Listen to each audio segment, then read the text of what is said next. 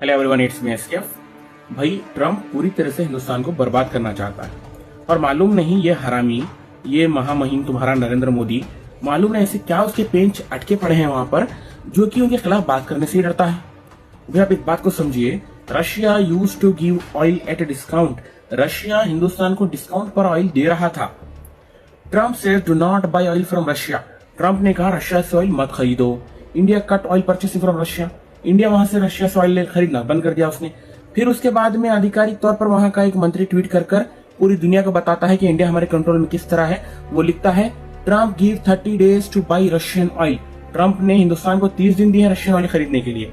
भाई, एक दौर था इंदिरा गांधी का, जब डोमिनेट करना चाहता था अमेरिका इंडिया पर, तो इंदिरा गांधी ने कहा था America was our friend not a boss.